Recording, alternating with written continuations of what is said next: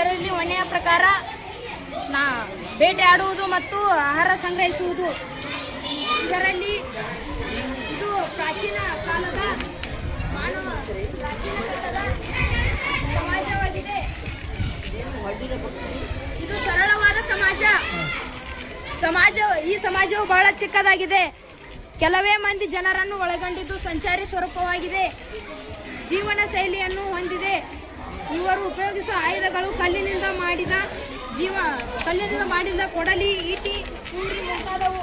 ಈ ಜನರು ತಮ್ಮ ಅಸ್ತಿತ್ವಕ್ಕಾಗಿ ಕಾಡು ಪ್ರಾಣಿಗಳನ್ನು ಬೇಟೆಯಾಡುತ್ತಾರೆ ಹಾಗೂ ಈ ಪ್ರಕೃತಿ ಸಹಜವಾಗಿ ಬೆಳೆದಿರುವ ಹಣ್ಣುಗಳು, ಬೀಜಗಳು, ಗೆಡ್ಡೆ ಗೆಣಸುಗಳು, ತರಕಾರಿಗಳು ಸಂಗ್ರಹಿಸುತ್ತಾರೆ. ಸಂಪತ್ತನ್ನು ಸಂಪಾದಿಸುವ ಒಲವು ಇವರಿಗಿಲ್ಲ. ಹಂಚಿಕೊಂಡು ಬದುಕುವ ಇವರ ರೀತಿಯಾಗಿದೆ. ಇವರ ಸಮಾಜವನ್ನು ನೋಡಿಕೊಂಡು ಬರೋಣ ಬನ್ನಿ.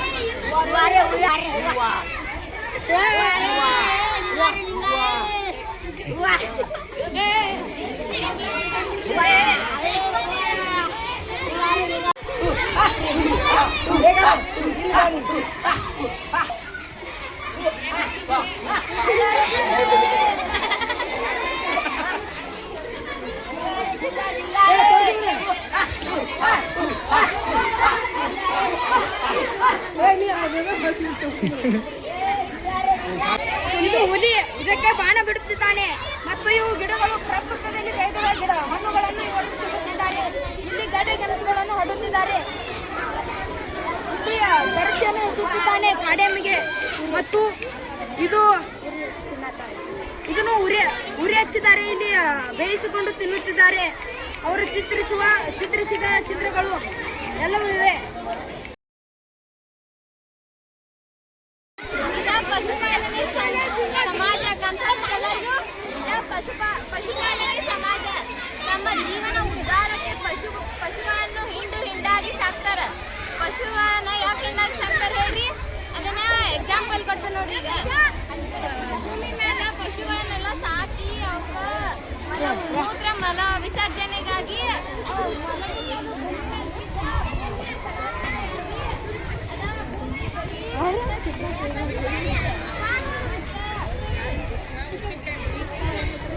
ಆಫ್ರಿಕಾ ಮತ್ತು ಮಧ್ಯ ಏಷ್ಯಾದ ಪ್ರದೇಶಗಳಲ್ಲಿ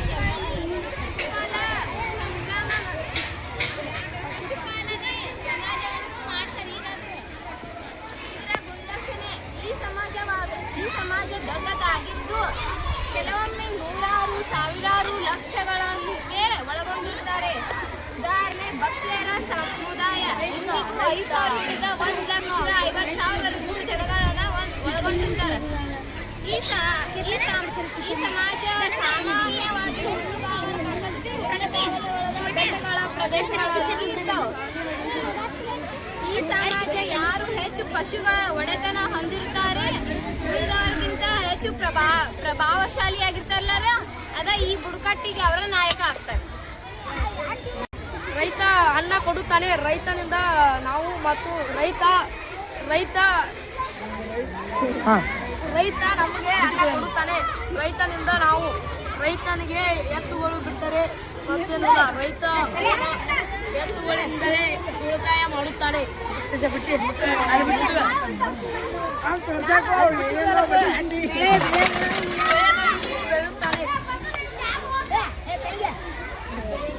ಬೆಳೆಯುತ್ತಾನೆ.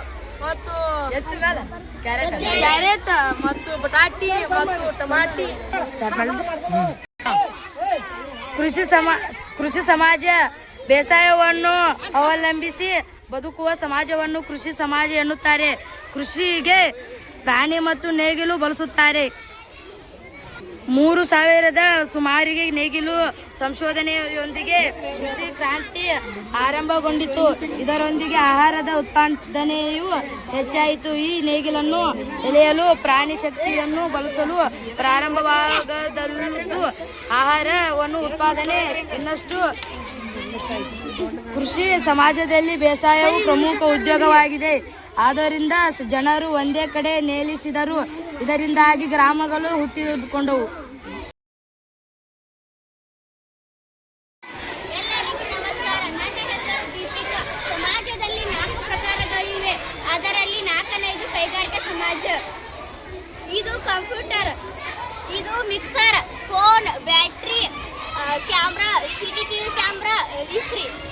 ಕೈಗಾರಿಕಾ ಸಮಾಜವನ್ನು ನೋಡುತ್ತಿದ್ದೇವೆ. ಕೈಗಾರಿಕಾ ಸಮಾಜವೆಂದರೆ ವಿಜ್ಞಾನ ಮತ್ತು ತಂತ್ರಜ್ಞಾನವನ್ನು ಬಳಸಿ ವಸ್ತುಗಳನ್ನು ತಯಾರಿಸುವ ಕೈಗಾರಿಕೆಗಳನ್ನು ಅವಲಂಬಿಸಿ ಬದುಕುವ ಸಮಾಜವನ್ನು ಕೈಗಾರಿಕಾ ಸಮಾಜ ಎನ್ನುವರು.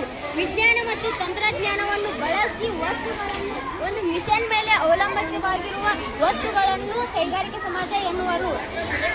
ಎಕ್ಸಾಂಪಲ್: ಆನೆಯಂತ್ರ, ಅಭಿಯಂತ್ರಜ್ಞಾನ, ವಿದ್ಯುತ್ ಶಕ್ತಿ, ಅಣುಶಕ್ತಿ ಮತ್ತು ಮುಂತಾದವುಗಳು. ಆಂತರಿಕ ದಹನ ಎಂದರೆ ಬೈಕ್ಗಳನ್ನು ನಾವು ಯಾವಾಗಲೂ ಓಡಿಸುತ್ತಿದ್ದೇವೆ. ಅಭಿಯಂತ್ರಕ್ಕೆ ಉದಾಹರಣೆ ಅಂದರೆ ರೈಲು ಯಾವಾಗಲೂ ಹೊಗೆ. ಶಕ್ತಿ ಕರೆಂಟ್ ಅಂದರೆ ಬಲ್ಬ್ಗಳಲ್ಲಿ ಶಕ್ತಿ ಉಂಟಾಗುತ್ತದೆ. ಮತ್ತು ಮೊದಲು ರಸ್ತೆಗಳು ಮತ್ತು ಬಲ್ಬ್ಗಳು ಇರಲಿಲ್ಲ. ಒಂದು ದೃಷ್ಟಿಯಿಂದ ಮನುಷ್ಯ ಸಮಾಜದ ಸಾಂಸ್ಕೃತಿಕ ಹಂತಗಳಾಗಿ ಈ ವರ್ಗೀಕರಣಗಳನ್ನು ನೀಡಲು ಸಾಧ್ಯವಿದೆ. ನಾನು ಹೇಳ್ತಿರೋ ವಿಷಯ ರೈಲಿನ ಬಗ್ಗೆ.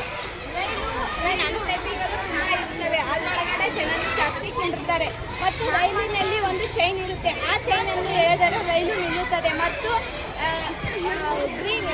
ಹಸಿರು ಕಲರು ಬಾವುಟವನ್ನು ತೋರಿಸಿದರೆ ರೈಲು ಹೋಗುತ್ತದೆ, ಚಲಿಸುತ್ತದೆ. ಮತ್ತು ರೆಡ್ ಕಲರ್ ಬಾವುಟವನ್ನು ತೋರಿಸಿದಾಗ ರೈಲು ನಿಲ್ಲುತ್ತದೆ. ಮತ್ತು ರೈಲಿನಲ್ಲಿ ಶೌಚಾಲಯ ಮತ್ತು ಆಹಾರದ ವ್ಯವಸ್ಥೆಗಳು ಇರುತ್ತವೆ. ಬಗ್ಗೆ ಹೇಳುತ್ತೇನೆ.